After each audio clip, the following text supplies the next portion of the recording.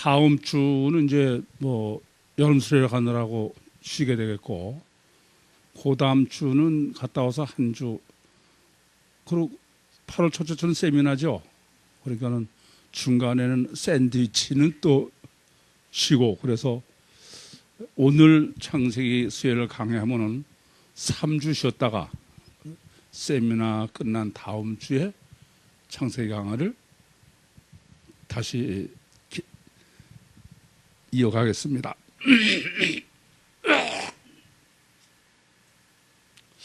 오늘 제목은 땅과 안개 그리고 비. 무슨 소설이나 시 제목 같죠? 근데 땅과 하늘 그리고 비 그렇게 꼭 해야 돼서 제목을 땅과 하늘 그리고 비 멋있게 정했습니다. 다 같이 한 목소리로 창세기 2장 4절에서 7절 말씀을 봉독하겠습니다. 시작. 여호와 하나님이 천지를 창조하신 때에 천지에 창조된 대략이 이러하니라. 여호와 하나님이 땅에 비를 내리지 아니하셨고 경작할 사람도 없으므로 들에는 초목이 아직 없었고 밭에는 채소가 나지 아니하였으며 안개만 땅에서 올라와 온 지면을 적셨더라. 여호와 하나님이 흙으로 사람을 지으시고 생기를 그 코에 불어넣으시니 사람이 생명이 된지라. 아멘.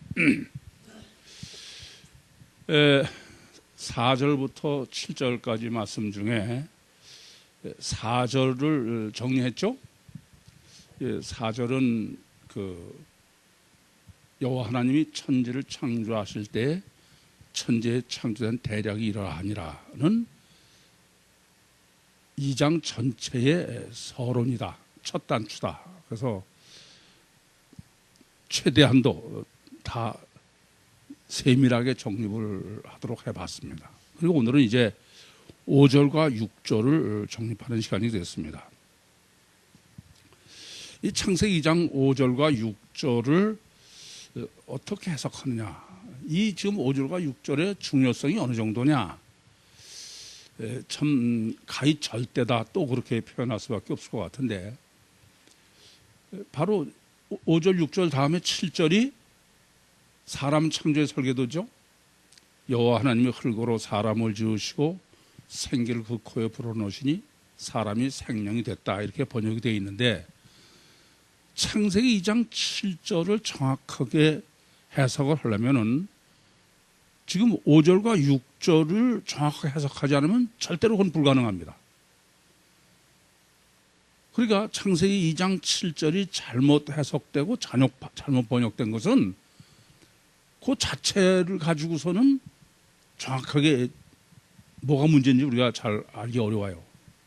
그런데 바로 5절과 6절이 7절을 준비하고 있는 거예요. 예비하고 있는 것입니다. 창세기 2장 7절이 사람 창조의 설계도의 중요성을 제가 영성 세미나를 인도하면서도 창세기 2장 7절을 어떻게 보느냐가 첫째 뭐가 달라져요? 사람이 달라진다. 사람만 달라지는 게 아니야. 생명이냐 사망이냐가 달라지고, 죄와 구원이 달라지고, 성경이 달라지고, 그야말로 성경적 유일신 신앙의 가장 근본의 키가 창세기 2장 7절을 어떻게 해석하느냐다, 그렇게 말씀드렸습니다.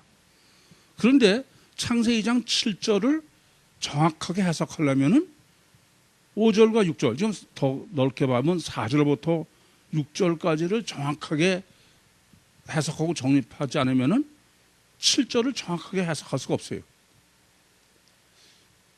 그 7절을 주석이나 이런 데서 뭐 다음에 할 문제입니다만은 해석하거나 정립하는 걸 보면 전혀 4절부터 6절이 무슨 말인지 전혀 모르는 거예요. 그러니까 7절만 가지고 무슨 여호와 하나님이 흙으로 사람을 지으시고 생기를 그 코에 불어넣으시니 사람이 생명이 됐다, 그렇게 잘못 번역을 할 정도로, 그것은 누차 말씀드리지만은 이 성경이 쓰여진 지 3,500년 동안에 히브리 사람도 다 마찬가지예요. 창세기 2장 7절을 정확하게 해석을 못한 겁니다. 사실 하나님을 알고 사람을 아는 게 절대의 문제예요, 신앙에 있어서. 근데 창세기 2장 7절을 정확하게 해석하지 못하면 하나님도 사람도 다 정확하게 알 수가 없습니다. 사실 창세기를 정립하면서 뭐 다른 때도 늘 같은 생각을 하게 됩니다만은 정말 성경을 하나님의 말씀을 보는 사람이 있을까? 저는 자꾸 그런 의문이 들어요. 사실 가장 성경관이 건전하다는 것을 우리가 일반적으로 보수신학이다 그렇게 표현합니다. 디모데후서 3장 16절이나 베드로후서 1장 21절, 정말 성경은 1.1획도 오류가 없는 하나님이 하나하나 계시한 축자형 검사를 믿는다. 그리고 성경은 하나님의 말씀으로 전혀 오류가 없고 말씀이 하나님의 권위와 같다. 그렇게 확신하고 있는 사람들이 라를 우리가 보수신학이라고 그래요. 신학적으로 일반적으로. 그야말로 축자영감설이나 성경의 무엇성과 권위라는 말은 보수신학의 표다 그렇게 표현해도 과언이 아닙니다. 보수신학자라는 사람들은 이렇게 성경을 축자영감설로 믿지 않고 무엇성과 권위를 믿지 않고 멋대로 해석한다라는 자유신학을 영신학으로 여기지도 않고 그렇죠. 성경을 자기 마음대로 해석하고 그러면 그것은 성경을 하나님 말씀 믿는 게 아니죠. 그래서 상당히 보수신학이라는 쪽에서는 자유신학을 신학으로도 여기지 않는 비판을 합니다. 그런데 제가 가장 건전하다는 보수신학, 우리나라든 대표적인 게 고려신학 이런 데를 들 수 있는데, 근데 그 사람들 그 보수신학의 성경관이 어떠냐? 그게 문제예요. 이건 사실 우리나라뿐이 아니에요. 외국 사람이 쓴 그 주석책 이런 걸 다 봐도 마찬가지예요. 그 사람들이 정말 성경의 무엇성과 권위 그리고 축자영산을 믿는다는 그들의 표와 같은 그런 건 관념이에요. 자기들이 보수적으로 성경을 완벽하게 믿고 있다는 건 관념이지 실제는 아니다. 실제로 그렇다면 성경을 최소 있는 대로 그대로는 해석을 해야죠. 어떻게 됐든 간에.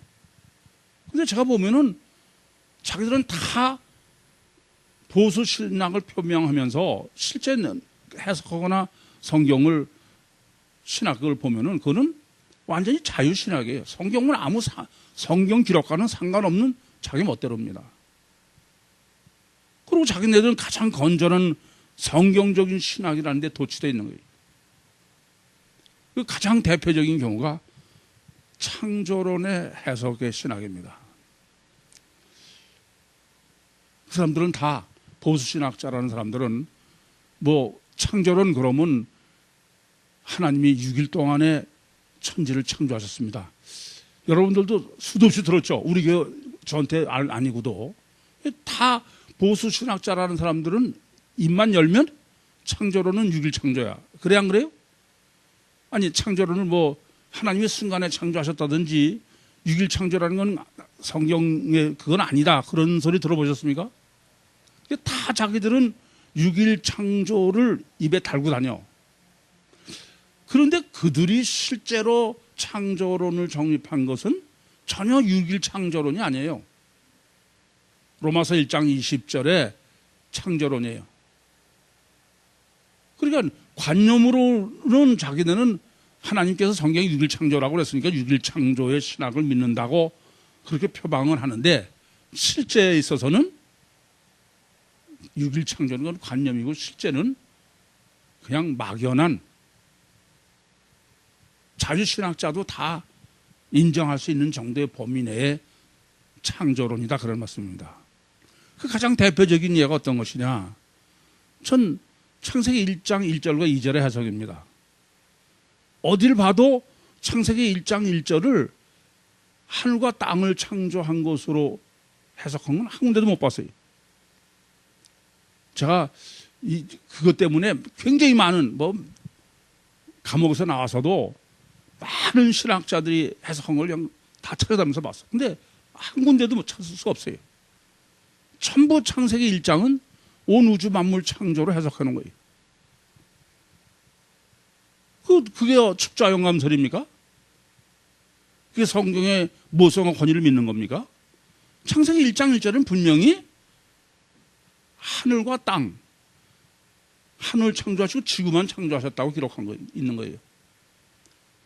그러고선 창세기 1장 2절이 땅이 혼돈하고 공허하며 흑암이 깊음에 있다는 것이 영 이해가 안 되니까 그건 무슨 간격설이니 중저론이니 대비론이니 마치 그게 정상적인 성경 해석처럼 여겨져 가지고 제가 그 개비론이 틀렸다고 그래서 어떤 목사한테 욕을 바가지로 먹었다고 그런 말씀도 드렸죠.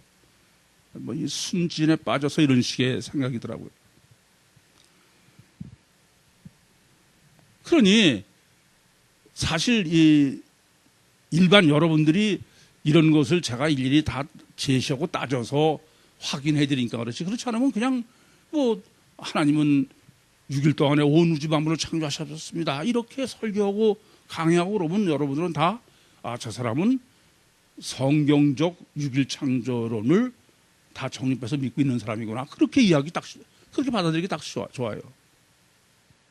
그러나 지금 방금 말씀드린 대로 내용이 이러하다는 말입니다. 또 둘째 날 6절에서 8절에 대한 해석도 마찬가지예요.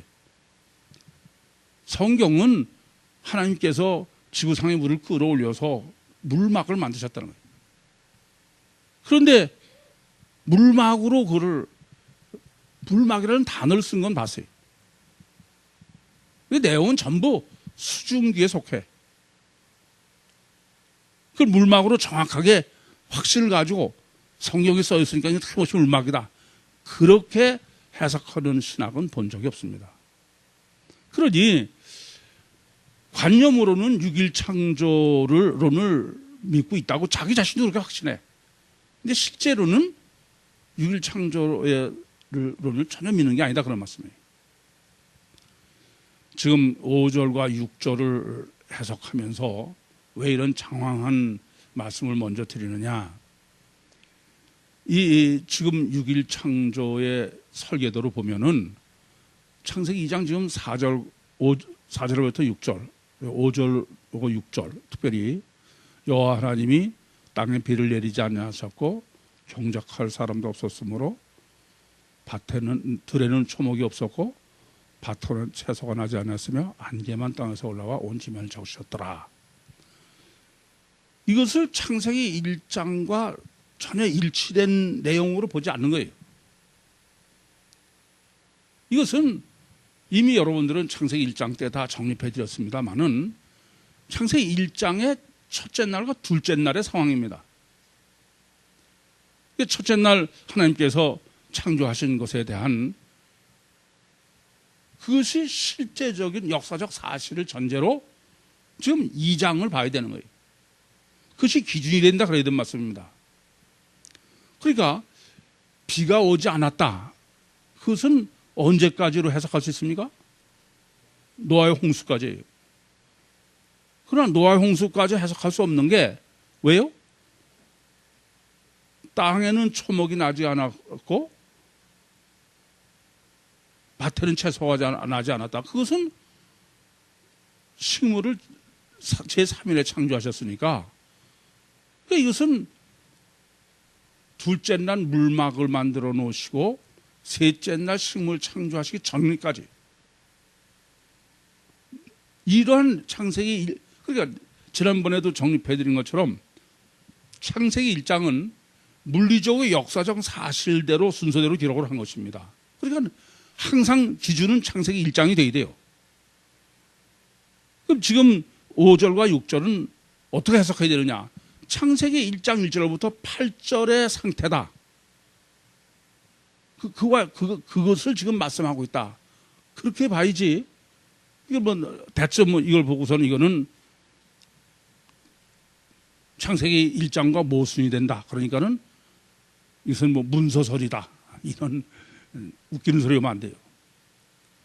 그러면 과연 제가 지금 말씀드린 것과 같이 이렇게 창세기 2장 5절과 6절이 창세기 1장 1절에서부터 8절까지의 내용과 일치하느냐.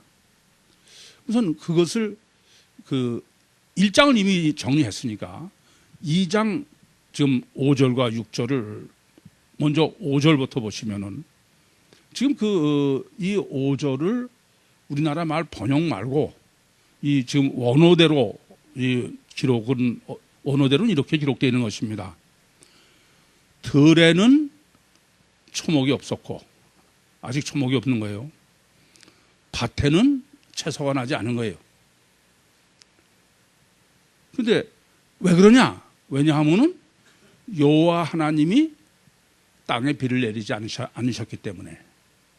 우리나라 번역은 여호와 하나님이 땅에 비를 내리지 아니하셨고 들에는 초목이 없어 이렇게 돼 있었죠? 됐죠? 근데 원어는 그게 아니고 들에는 초목이 없고 밭에는 채소가 나지 않았다. 왜냐하면 여호와 하나님이 비를 내리지 않으셨기 때문이다.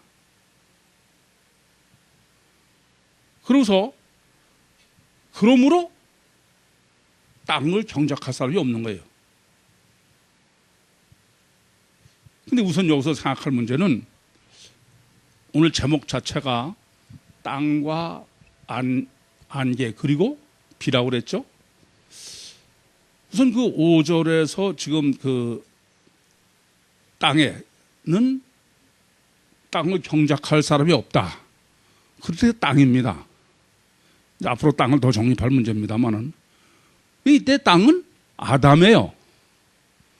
아담을 경작할 아담이 없는 거야. 무슨 말씀이 이해되십니까? 아담이라는 개념이 북다, 흙이다, 땅이다. 그건 아시죠? 그러니까 원어적으로 보시면은 5절에 경작할 사람이 없다라고 번역된 것은 땅을 경작할 사람이 없다는 얘기인데 그 땅이 아담이고 경작할 사람도 아담이다. 무슨 말인지 이해되십니까? 우선 이거부터 아셔야 돼요. 그러니까 다시 정리해드리면 5절은 먼저 들에는 초목이 없었고 밭에는 채소가 나지 않았다. 왜냐하면 여호와 하나님이 비를 내리지 않으셨기 때문에. 그걸 거꾸로 얘기하면은 여호와 하나님이 비만 내리셨으면은 다 있다 그런 얘기지 않죠? 그 밭에 수목도 있고 저 들에는 수목도 있고 밭에는 채소가 난다 그런 얘기 아닙니까? 그리고 결론은 그러므로 하나님이 여호와 하나님이 땅에 비를 내리지 않으셨기 때문에 아담을 경작할 아담이 없다. 땅을 경작할 사람이 없다라는 원문어는 이해되십니까? 왜 그러냐면은 이제 이따가 땅의 신학을 정립해야 되기 때문에 그래요. 오늘 이건 땅을 정립하는 게 아주 절대입니다. 그러면 지금 이와 같은 5, 6절을 올바로 해석하려면은 5, 6절의 실자가 뭐냐 이거예요.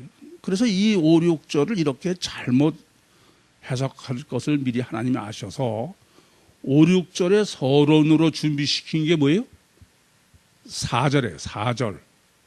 번역상으로는 여호와 하나님이 천지를 창조하신 때에 천지에 창조된 대략이 이러하니라 이렇게 번역되어 있지만 히브리 원어로는 톨레도트, 엘레톨레도트 대략이 먼저고 그 다음에 천지를 창조했다. 피조물이죠.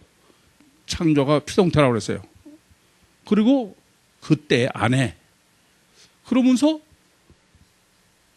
나중에 천지를 창조가 천지가 아니고 뭐예요? 땅과 하늘이다. 땅과 하늘에는 뭐가 없다? 정관사도 없어요. 그래서 이미 지난 시간에 다 정립해드린 대로 그 내용은 구체적으로 어떤 거냐면 엘로힘 하나님이 창세기 1장 1절부터 31절까지 창조하신 그 전체 창조 중에 그 창조 여러 날짜 중에 창세기 1장 26절부터 28절 사람 창조의 내용이다. 그렇게 정리해드렸죠? 그런데 희한한 것은 전부 먼저 하늘 나중에 땅이에요.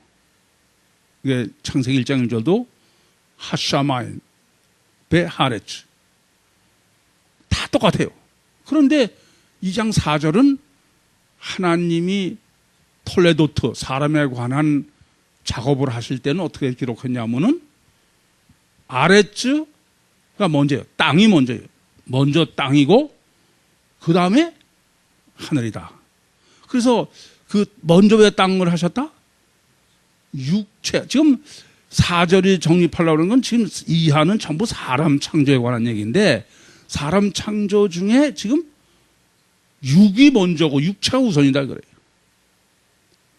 따라서 지금 우리가 5절 6절은 뭐냐 하면은 사람의 요소 중에 먼저 땅이요 육체 우선의 사람을 지금 정립하고 있는 거예요. 그러니까 하늘은 나중에요. 그러니까 땅이 사람이면 하늘은 하나님이죠 뭐. 이해되십니까?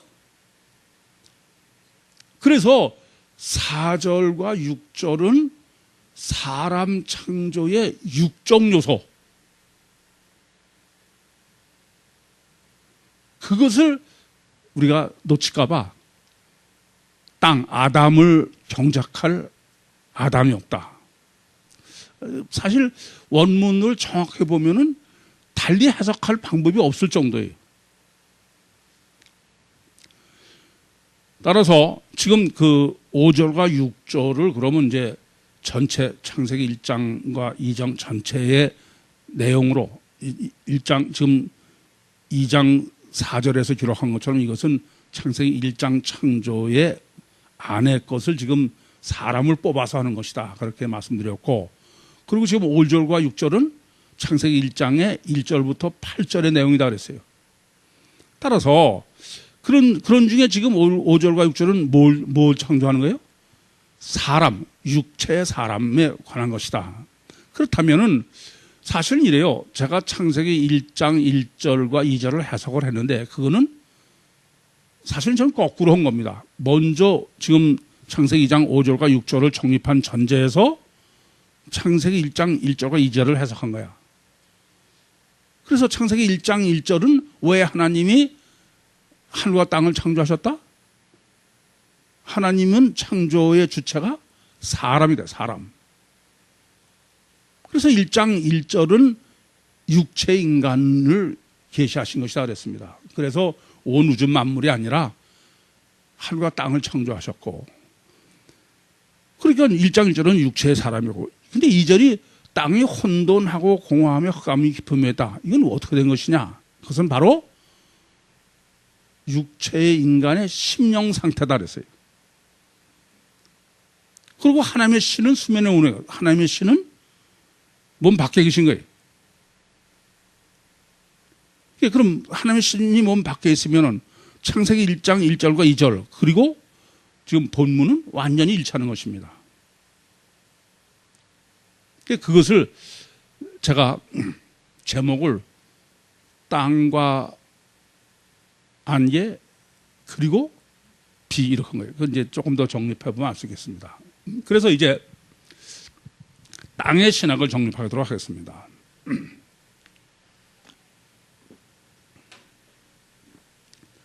우선 땅은 창세기 1장 1절이 최초로 쓰여진 것이죠. 베레시트 바라 엘로힘 에트 하샤마임 베 에트 하레츠. 그 베 하아레츠입니다.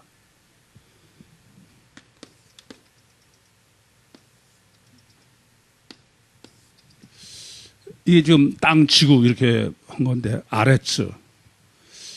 이 창세기 1장 1절부터 31절에 땅이란 아레츠라는 단어가 19번 나옵니다. 다르게 말씀드리면은 창세기 1장에서의 땅은 몽땅이 아레츠예요. 예, 우선은 그 창세기 1장 1절이 아랫즈가 쓰여 있으니까 첫 단추라는 데에서도 더 말할 나위가 없습니다만은 이런 데서 알 수 있는 것은 신학적으로 이 땅의 개념의 가장 근본은 뭐다? 아랫즈예요. 그러니까 아랫즈가 정확해야 조금 아까도 사람을 뭐라 그런다? 아담. 그것도 땅이에요. 근데 그것은 먼저 아랫줄을 정확하게 정립해야 돼. 그러면 창세기 1장 1절에는 사실 땅이라는 단어가 지금 2장 5절과 6절에 보면은 단어가 3개가 나와요. 그런데 1장은 1절부터 31절까지 무려 19번을 땅이 나오는데 그게 몽땅 다 예외 없이 아랫줄 쓴 거예요. 그 말의 의미는 뭐냐면 아랫줄 개념을 신학적으로 명확하게 하라 이거죠. 무엇이든지 기본이요 본질이 정확해야 다른 것을 올바로 해석할 수 있어요. 그렇지 않습니까? 그럼 이 아랫줄이라는 개념은 어떤 것이냐? 땅이라는 것의 근본이에요. 전체적인 것이야. 모든 걸 포함하는 개념이야. 마치 뭐나 마찬가지냐면은 우리가 잘 아는 개념 중에 하마르티아가 있죠. 하마르티아. 죄입니다. 근데 그 죄는 모든 죄를 전부 총괄하는 얘기예요. 뭐 우리가 얘기하는 원죄도 그게 포함될 수 있고 포르네오도 이제 뭐예요? 포넬로스도 파울로스도 다 하마르티아에 스칸달리저도 하마르티아에 속할 수 있는 것입니다. 이렇게 모든 죄의 총칭이 하마르티아인 것처럼 지금 우선 땅이다, 육이다 이런 개념의 총체가 아랫즈다. 그래서 창세기 1장의 아랫즈만 가지고만 보면은 그거는 땅인데 그걸 왜 사람으로 창세기 1장 1절을 사람으로 보고 또 창세기 1장 2절도 아랫즈인데 그걸 심령으로 보느냐? 그럼 바로 모든 땅의 총괄적인 개념이 바로 아랫즈이기 때문에 그래서 아랫즈는 뭐 땅으로도 여러 가지로 해석할 수 있는 것이 아랫즈예요. 근본은 아랫즈다. 그런데 지금 2절에 써 있는 것은 아랫즈에다가 그 다음에 뭐냐면 이 흙이 땅 중에서도 우리가 왜 그 산 땅이라고 할까요? 농사를 질 수 있는 땅이 있고 농사를 질 수 없는 땅이 있죠. 예컨대 이 아랫째는 다 포함되는 얘기인데 그 진화론자들의 주장으로는 지구가 이제 뭐 태양에서 떨어져 나왔든 어떻게 했든 간에 맨 처음에 지구의 상태는 흙 자체가 농사를 짓거나 그럴 수 있는 흙이 아니에요. 그래서 지질시대라는 게 있어. 오랫동안 뭐 풍화작용이 되고 그래서 흙이 부서지고 산소가 포함되고 뭐 하여튼 여러 가지 과정을 거쳐서 지금 농사를 지을 수 있는 이런 땅이 됐다 이게 지표의 흙이 됐다는 얘기죠. 그런 것을 그 지금 본문에서는 싸다. 이게 이제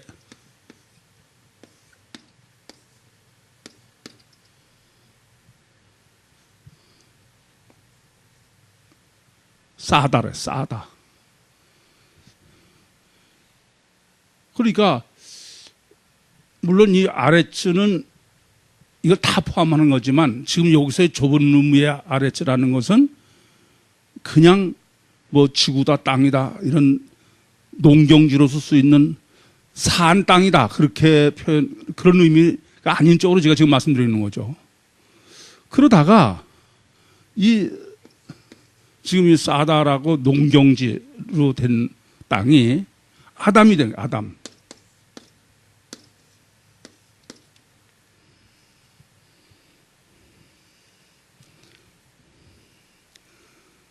그러니까 전체가 아랫집, 지구 전체가 아랫집은 그 중에 뭐 농사를 짓거나 초목이 자랄 수 있거나 이런 땅을 지금 본문에도 아직 초목이 자라지 않았다 그런 식의 그런 땅 그런 것은 뭐다? 싸다다. 근데 그것이 이제 더 나가서 이거는 땅의 아담이고 이게 이제 결국 뭐가 돼요? 사람 아담이 되는 거야. 무슨 말인지 이해되십니까? 지금 창세기 2장 5절과 6절에서 땅의 개념은 이것까지는 꼭 정립을 하셔야 돼. 그래서 사실 이 땅은 참 신비해요. 땅 정말 신비합니다. 저 보면 땅이 산 땅이 있고 죽은 땅이 있어. 뭐 아까도 말씀드렸지만 진화론자들은 그 죽은 땅이 이제 오랫동안에 지표의 그 지질이 형성됐다. 그렇게 지표의 흙이 형성됐다. 그렇게 말하고 있는 것인데 농사는 아무데나 농사 지을 수 있는 게 아니에요. 지표흙에만 되는 거지. 그래서 저는 그것을 산 땅이다. 그렇게 말씀드려요. 저는 여러분들도 뭐 텃밭을 해보시든지 또는 시골서 농사를 지어보셨으면 아시겠지만 이 땅의 신비는 저는 아주 정말 놀라요. 그 텃밭 조그만 데다가도 여름에 뭐 상추 몇 개 심어놓고 그러면 아주 충분히 따먹어. 전 실제로 제 농사도 해봤고 그래서 보면서 저는 항상 참 땅은 신비하다 그런 생각을 합니다. 또 그전에도 그런 말씀드렸지만은 우리 그전에 이렇게 산에 놀러 가면은 자꾸 사람들이 밑에 물은 더럽고 저 위에 물이 깨끗한 것 같아서 밑에 물을 안 먹고 위에 가서 먹으러 들고 그래요. 그런데 그건 참 무식한 얘기야. 위에서 더러운 물이라도 내려오는 동안에 다 정수돼요. 참 놀랍습니다. 이왕 그런 말씀드리는 경우에 하나 더 말씀드리면은 지난번도 한번 말씀드린 적이 있는 것 같은데 우리는 무슨 지하 150m에서 안반수가 끌어올르니까 물이 좋다. 그럼 그게 굉장히 좋은 건 줄 아세요? 근데 물이 가장 좋은 거는 지표의 5m 밑에예요. 그러니까 물이 땅이 다 정화된 물을 그게 제일 좋은 물이에요. 근데 우리는 그냥 제일 좋지 않은 물을 제일 좋은 물인 줄 아는 거야. 이렇게 지하수의 놀라운 능력은 깜짝 놀랄 정도예요. 땅의 놀라운 능력은 이렇게 농사를 짓는 데에서만 놀랄 게 아니라 저는 그 정수작용을 할 때 상당히 놀라워요. 놀라해. 신비해요. 그런데 또 더 제가 보면 신비한 게 있죠. 제가 조금 전에도 죽은 땅이다 그러면 산 땅이다 그러면 죽은 땅이 있다는 얘기가 되겠는데 이게 땅은 아무 때나 하면 다 농사 짓고 있을 수 있는 것 같지만 전혀 그렇지 않아요. 가장 우리가 쉽게 알 수 있는 예가 도자기예요. 소성이라고 그러는데 흙을 빚어가지고 불을 떼서 도자기를 만들지 않습니까? 그러다 그걸 깨서 가루를 만들어 봐. 그건 아무리 심어봐도 뭐 나지 않아요. 죽은 거죠. 그러니까 흙 자체가 산 흙이어야지 죽은 흙은 안 되는 것입니다. 그러면서 하나 더 이왕 그 얘기가 나왔어요. 소성 얘기가 나왔어요. 하나 더 재밌는 얘기가 있어. 지금도 북한에서 무슨 탄도미사일을 발사하면 과연 저들이 대기권 재진입의 기술을 개발하느냐 아니냐 그런 의문을 제기하죠. 왜 그러냐면은 대기 바깥으로 나갔다가 다시 들어오면은 공기와 마찰 때문에 무려 6,000도까지 올라가. 6,000도를 견딜 수 있어야 돼. 근데 어떤 쇠도 6,000도 되면 다 녹아요. 그렇지 않습니까? 지금은 얼마나 금속 공학이 발달해서 그런 위성들의 표면을 어떤 재질로 했는지 모르겠는데 옛날에 미국서 아폴로 우주선 발사한 거 아시죠? 그랬다가 되돌아오지 않았습니까? 근데 그 아폴로 우주선의 맨 표면이 뭔지 아세요? 도자기예요. 그러니까 도자기를 소송시켜서 도자기를 겉으로 해놓은 거야. 쪽쪽 잘라가지고 붙여서. 그 말은 소송되고 나면 6천다고 돼도 그거는 새는 녹는데 안 녹는 거예요. 참 신비하죠. 제가 그 전에 도자기 도기가 아니고 자기전. 도기는 900도씨에 소송이 되지만 자기는 1350도에 소송이 돼요. 백자나 청자나 자기를 좀 관여를 해봐서 그런 사실을 아는데, 그러고 보면 그 도자기를 굽서도 보면요, 참 그 흙의 신비는 아주 놀랄 정도예요. 우리가 지금 알아야 되는 거는 이렇게 아렛지나 사다나 아담으로 지금 같은 흙이와 땅이라는 개념을 지금 히브리어에 창세기 2장 5절과 6절에서 아렛지에서부터 아담까지를 끌어가고 있는 거예요. 그러니까 이것만 봐도 창세기 2장 5절과 6절은 흙으로 사람을 짓는다고 그런 거다. 그러니까 이것만 구경해도 알 수 있죠. 그렇지 않습니까? 그래야지 이거를 무슨 일장하고 무슨 맞네 안 맞네 이게 모순되네, 이건 틀린 말이 안 되는 얘기예요. 4절을 정립을 못했다 하더라도 그렇다 그런 말씀입니다. 자, 그러면 이제 이렇게 하나님께서 땅은 바로 보시는 대로 사람의 육체를 계시하기 위한 것이다. 그래서 그 땅과 지금 안개, 땅과 비의 관계로 정립해주고 있는 거예요. 그래서 우선 아셔야 될 것은 땅이 어떤 땅이냐. 땅은 비가 오지 않는다고 그랬어요. 근데 비가 오지 않는데 누가 비를 오지 않게 했다? 그렇게 하면 안 돼. 여호와 하나님이. 엘로힘이 오지 않겠다고 그러는 말과 여호와 엘로힘이 오지 않겠다는 얘기는 틀려요. 엘로힘이 비를 오지 않겠다고 그러면 창세기 1장에만 해당되는 얘기야. 근데 여호와 엘로힘이 비를 오지 않겠다고 그러면은 사람과의 관계에서의 논리다. 비의 논리가. 이해되시, 여호와를 다 정립해 드렸죠? 그런데 여러분들이 내가 질문하는데 그냥 하나님 그러면 속으로는 여호와를 갖다 하나님이라고 그러는지 모르지만 그렇게 하시면 안 돼. 이제 아시겠죠? 그래서 그러면 이런 얘기가 되는 것입니다. 지금 엘로힘 쪽으로의 비가 오지 않은 것은 창세기 1장 1절과 2절이에요.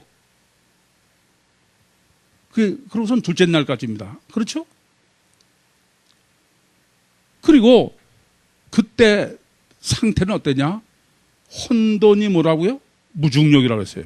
혼돈과 공허와 흑암이다. 그리고 6절과 8절은 물막이다 그랬습니다. 근데 그때 그렇게 이미 정립해 드린 것처럼 역사적 사실로는 이렇게 무중력 상태일 때도 그렇고 물막을 해놓으면은 비가 와야 안 와요? 안개만 땅에서 오지 비는 오지 않는다. 이게 우선 지금 5절과 6절을 해석하는 데 있어서의 엘로힘 하나님이 비를 오시지 않았다고 말하는 게 아니라 지금 여호와 하나님이다. 그러니까 이 엘로힘의 1장 1절부터 8절까지의 내용을 이제는 사람에 적용해서 해석해야 된다, 그런 말이 되는 거예요. 이해되시죠? 그러면 이제 비와 안개예요. 지금 본문은요, 비와 안개를 반드시 대비해서 보도록 써 있어. 왜냐하면은 지금 땅엔 수목이 나지 않고, 땅에는 수목이 나지 않고 초목이 없고 채소가 없고, 왜냐하면 여호와 하나님이 비를 내리지 않았어. 그러고선 6절에는 안개만 땅에서 올라온 지면을 적시다, 그렇게 되어 있습니다. 그러니까 지금 본문은 누가 봐도 비와 안개의 대비론이에요. 그걸 대비론이라기보다 여러분이 더 잘 아시는, 여러 번 말씀드려서 둘의 신학입니다. 둘 신학. 둘 신학은 둘이 같은 둘만이 아니고 다른 둘만이 아니고 같으면서도 다르다 그랬죠. 그럼 뭐가 같으냐? 비와 안개는 다 물이에요. 물이 뭐예요? 창세기 다섯째 날에 생물을 뭐로 번성해라? 물로. 그러니까 물은 생명이에요. 지금 안개가 됐든 비가 됐든 같은 거는 물이요 생명이에요. 근데 사실은 그것은 영이죠, 영. 예수님께서 생수의 강이 4배에서 넘쳐나리니 요한복음 7장 8절 38절 39절처럼 이는 저희가 받을 성령을 가르쳐 말씀하십니다. 뿐만 아니라 요한복음 4장에도 수와 성물가 여인에게 비유로 말씀하실 때 물을 생수를 성령, 영으로. 이게 지금 비약하는 것 같지만 지금 본문에서 계시하는 것은 바로 같은 물과 안개는 다 똑같이 물이요 생명체에서의 생명의 근원인 생명이요 영이다. 그 뭐가 다르냐? 다른 거는 하나님은 비를 내리시고 땅은 안개를 만들어내는 거야. 비는 하나님 위에서 주셔야만 비가 오는 거예요. 그렇죠? 근데 본문에서는 안개는 어떤 거냐면은 물론 물리적으로는 물막이 있어서 비가 안 오고 땅에서 안개만 올라왔지만 그걸 가지고 지금 영적으로 본문이 쓰고 있는 것은 이런 의미예요. 물은 하나님이 주셔야 되는 거고 안개는 땅 스스로가 가지고 있는 거예요. 스스로에서 올라오는 거예요. 이해되십니까? 그러므로 지금 하나님의 비로 말씀하는 것은 하나님의 성령의 역사죠. 이해되십니까? 그러니까 하나님이 비를 내리셨다 이게요. 제가 흔히 그림으로 이렇게 그려드리는 거죠.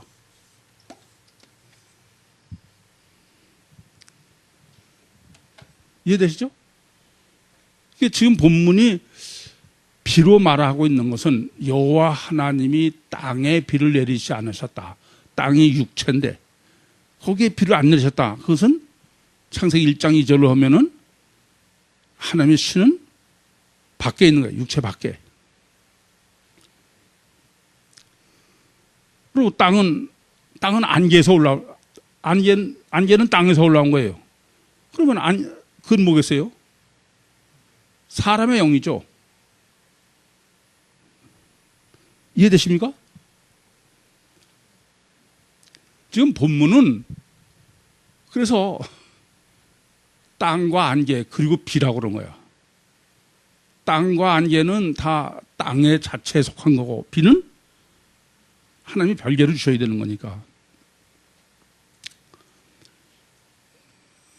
그러면 이제 6절에 여기까지는 정리가 됐습니까? 예? 이건 여러분이 어설프게 넘어가면 안 돼. 큰일 나. 그리고 6절이야 이제. 땅에서 안개만 올라왔다. 땅에서. 그 말은 안개는 땅에서 올라온 거죠. 그 다음이야. 그 땅이라고 표현된 건 아래츠입니다. 아래츠에서 안개만 올라와. 그 다음에 지면을 적셨다 그렇게 돼 있죠. 예? 그 지면이라는 것을 한자로 써진 거는 우리나라 말로 하면은 땅의 껍질, 페이스의 얼굴이야. 그 땅이 뭐냐면 아담이에요. 무슨 말이냐면 아래지에서 솟아나온 안개, 생명, 영은 어디에만 해당되는 것이냐? 아담의 겉사람. 이해가 되세요? 겉사람의 생명을 근원이 되는 거야. 그러니까 무슨 말이 되냐면은 겉사람인 땅의 육우선 거기에 속에는 안개 영이 솟아나서 겉사람 육 땅 전체를 생명력을 가지고 있는 거야. 그런데 하나님은 여호와 하나님은 비를 내리지 않았어. 하나님의 영은 없는 상태예요. 그러니까 무슨 말이 되냐면은 이런 거예요.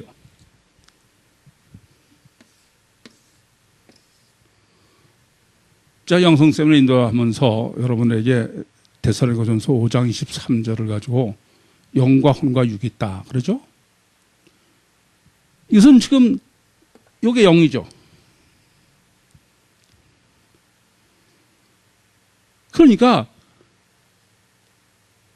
흙으로 된 사람 자체라는 것은 영과 혼과 육이 있는 안에서 안개, 생명이 솟아나고서 아담의 표면을 다 적신다, 살린다. 그 말은 살아있는 사람이에요, 죽어있는 사람이에요? 이건 살아있는 겁니다. 이것을 정확하게 정립을 못하니까 창세기 2장 7절에 여호와 하나님이 흙으로 사람을 지셨다. 그럼 흙으로 사람을 지신 게 어떤 거예요? 살아있는 사람이야. 거기에 하나님의 성령, 이제 여호와 하나님의 비가 성령이, 그러니까 5절 6절까지는 여기는 아직 아니죠. 여기까지만이죠.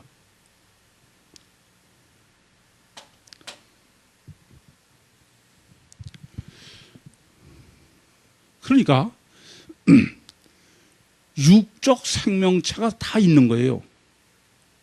물론 제가 그 세미나 할 때는 창세기 2장 7절에 여호와 하나님이 흙으로 사람을 지었다. 그럼 사람이 그게 죽은 시체를 사람이라 그러냐? 그러니까 그래서 2장 19절을 비교로 정립해 드렸죠. 이제는 정확하게 체계를 정확하게 정립하셔야 돼요. 그러니까 창세기 지금 2장 4절부터 6절을 정확하게 정립하지 못하면은 2장 7절은 그건 바로 할 수가 없습니다. 다시 간단하게 정리해 드리면은 창세기 2장 4절부터 6절은 첫째, 이것은 지금 창세기 1장 범위 내다. 근데 그 1장 범위 내 중에서 사람 창조에 관한 것이다.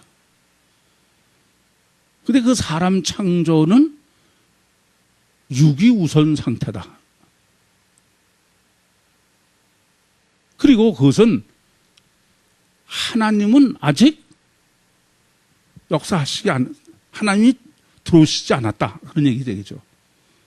하나님은 여전히 육체 바깥에 계시고, 그럼 하나님이 지금 육체 바깥에 계시면서 육으로 설계하신 사람이라는 건 어떤 존재냐? 그 사람도 육 자체에 생명력을 가지고 있다. 영을 가지고 있다. 안개, 물을 가지고 있다.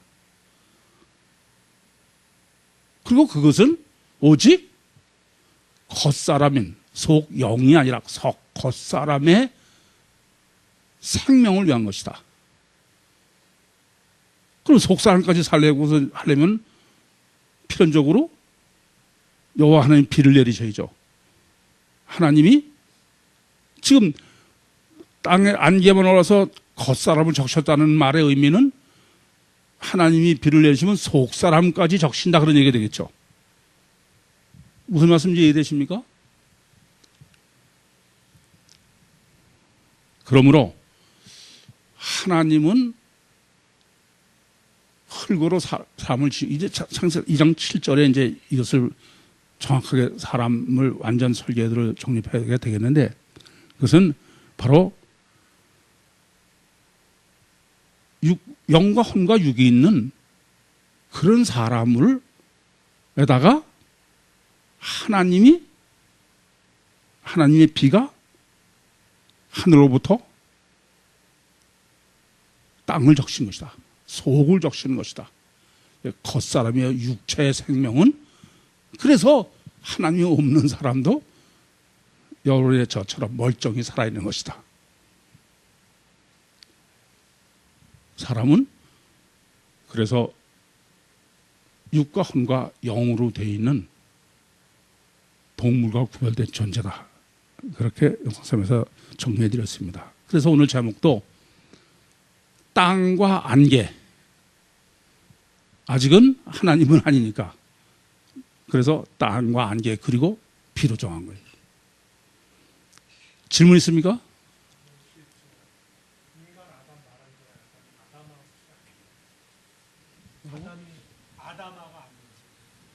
근데 그거는 굳이 뭐 나는 그 원어 할 때도 여기도 다 항상 어근만 해.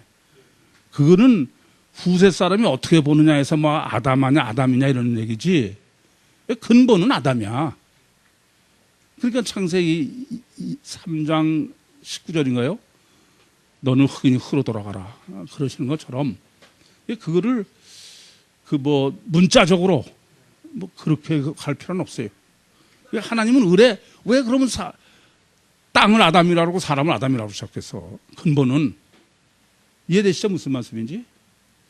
하나님이 없는 사람은 하나님은 여전히 그럼에도 이건 그냥 아담이야. 또 질문 있습니까? 이제 확실합니까? 이건 확실하지 않으면 안 돼요. 정말이야. 이것이 확실해야 창세기 이제 3장까지가 이게 계속 이것으로 해석돼 갑니다. 마치겠습니다.